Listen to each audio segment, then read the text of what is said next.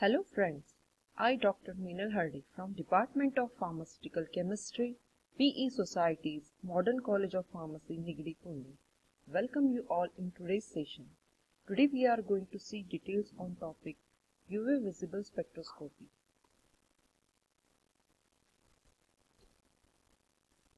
UV visible spectroscopy is also called as electronic spectroscopy, or it is also called as molecular absorption spectroscopy. Before that, we will see the contents of presentation. In that, today we are going to cover part 1. In this, we will include introduction to UV visible spectroscopy, principle and instrumentation. In the part 2, we are going to cover Beer-Lambert's law, types of transition and application. So before starting, we will come to know what is spectroscopy. Spectroscopy is a branch of science deals with interaction of radiation with matter, or spectroscopy is a measurement and interpretation of electromagnetic radiation absorbed or emitted when the molecule or atoms or ions of same sample move from one energy state to another state. Then we will see what is electromagnetic spectrum.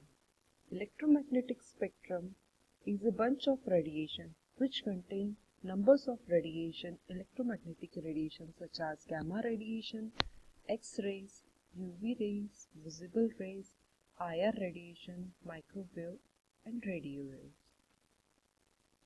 Today we are going to see particularly UV visible spectroscopy. So here UV visible electromagnetic radiation, in this they are ranging from 200 to 400 nanometer UV visible radiation. It is divided into two parts, near UV region and vacuum UV region. It is also called as far UV region. So vacuum UV region or far UV region, it has the wavelength 100 to 200 nanometer. Near UV region is ranging from 200 to 400 nanometer. Visible region is ranging from 400 to 800 nanometer. Then what is the principle of UV visible spectroscopy? So whenever we are bombarding any electromagnetic radiation or ultraviolet radiation on any molecule, so molecule which is present in ground state absorb the UV radiation and goes to excited state. So this is called as electronically excited state of a molecule. Molecule remain in the excited state between 10 raised to power minus 8 to 10 raised to power minus 9 seconds. Then it comes to ground state. As excited state is not very stable, it comes to ground state by emitting the heat or thermal energy. So this is the principle behind the UV visible spectroscopy. Then we are moving towards the instrumentation. This is the block diagram of instrumentation. In this, radiant source are present in the instrument of UV. Radiant source are present. Then wavelength selector, sample, transducer, signal processor and readout device. So what is the source of radiant energy? It can be deuterium lamp, tungsten lamp, xenon arc lamp or LEDs. Wavelength selector, it passes only the monochromatic radiations. So filters on monochromators. Then sample containers and detectors. Various types of detectors we are using such as phototubes, photomultiplier tube, photodiode array, CCD, etc. So starting with the source of UV visible radiation, we can see the deuterium or hydrogen lamp, tungsten filament lamp, light emitting diode or xenon arc lamp. So all these sources of UV visible radiation is giving the radiation up to the certain wavelength. So starting with the hydrogen and deuterium lamp, whenever we are providing electrical energy to any deuterium moiety or deuterium molecule goes to excited state by getting the electrical energy, and when it is in excited state, it comes to ground state by emitting the UV radiation. Like this, we are getting the UV radiation from hydrogen or deuterium lamp. It is giving continuous emission of radiation, UV radiation from 160 to 400 nanometer. Then next is tungsten halogen lamp. Tungsten halogen lamp contain small amount of iodine in a quartz envelope, which also contain tungsten filament. The iodine react with gaseous tungsten formed by sublimation, producing the volatile compound, that is tungsten iodine complex. When molecule of tungsten iodine hit the filament, they redecompose redecomposing on tungsten back into the filament. That's why the lifetime of tungsten lamp is double than the ordinary lamp. Next is xenon arc lamp. Xenon arc lamp, this hollow tube is filled with xenon or sometimes a mixture of mercury and xenon. It is invented in 1940 and commercialized in 1961 by the Oseram. It gives the intense source of radiation.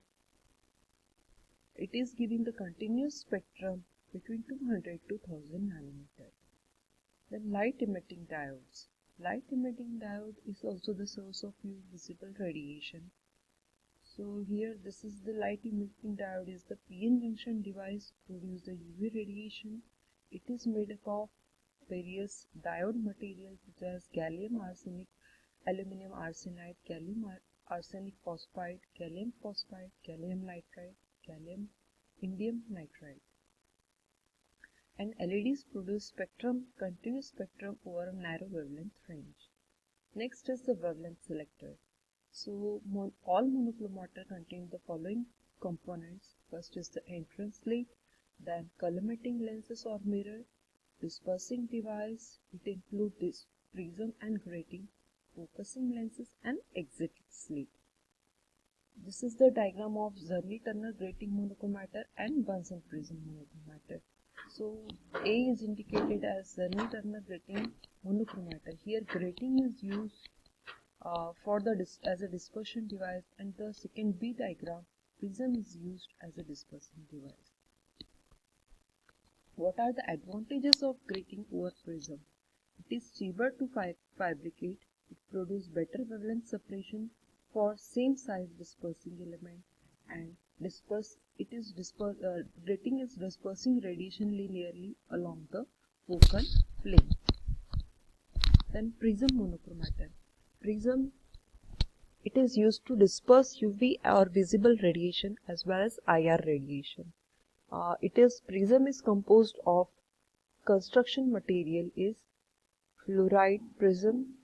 It is made up of fluoride or silica or quartz, glass, NaCl or KBr. Now prism are of two types. 30-degree prism, it is called as the Littrow prism. 60-degree prism, it is called as the Cornu prism. Next is grating. Grating is the dispersion device. Two types of gratings are present, transmission grating and reflection grating. Reflection grating is more common type. Reflection gratings are produced from master grating.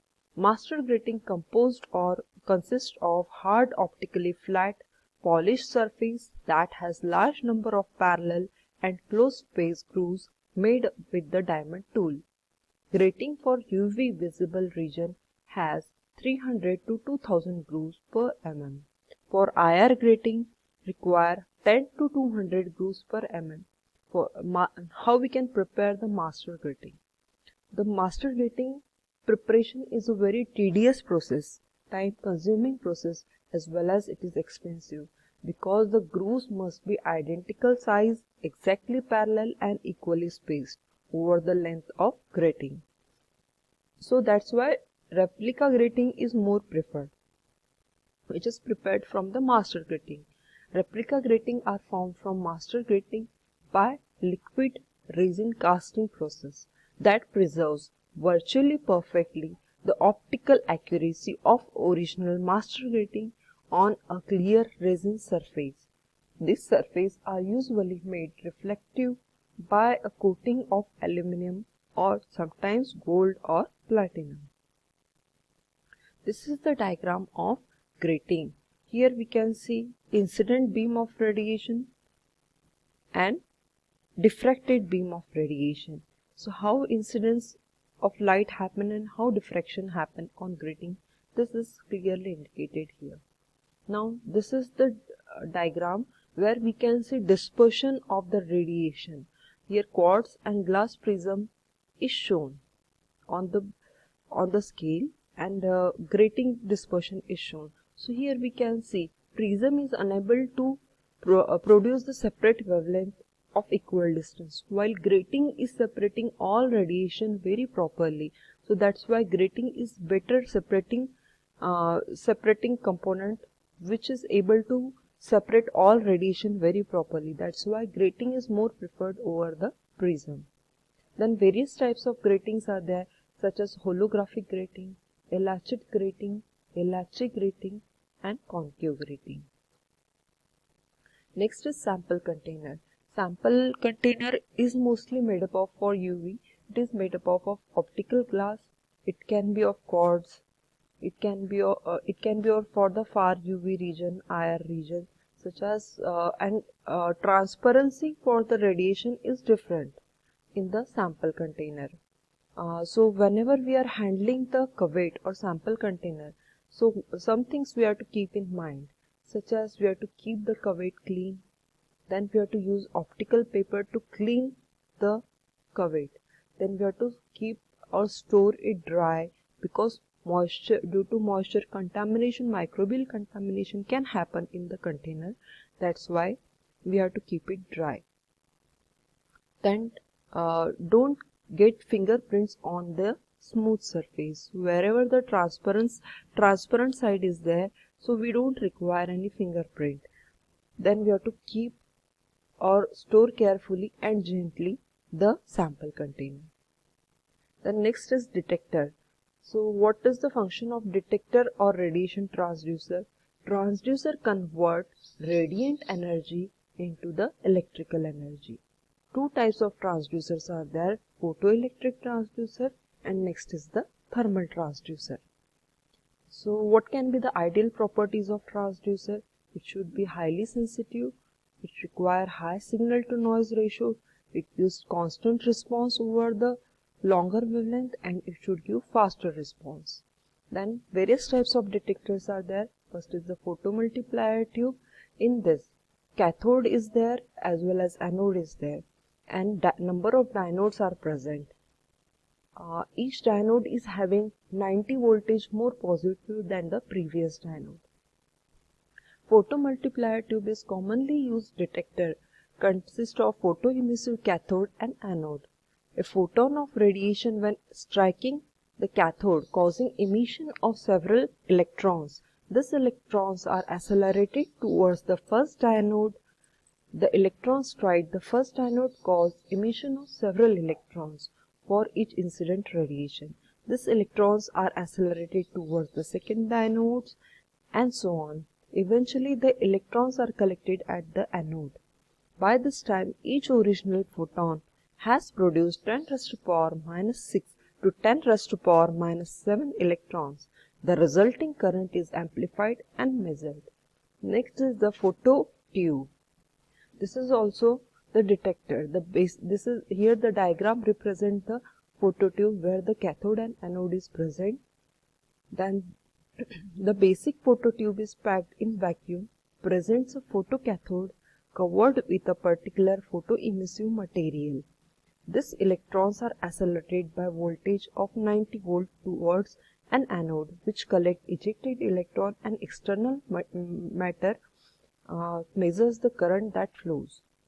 Next is the photodiode, then diode array spectrophotometer. So two types of UV spectrophotometers are there, single beam and double beam. In the single beam, single cuvette is used, and in the double beam instrument, one is the reference cells we can use, another is the sample cell we can use. So radiation is passing from sample source as well as reference, and whatever the error is there, it is get nullified and we are getting the proper result. So hence double beam is more preferred over the single beam UV. Thank you. Second part we will continue.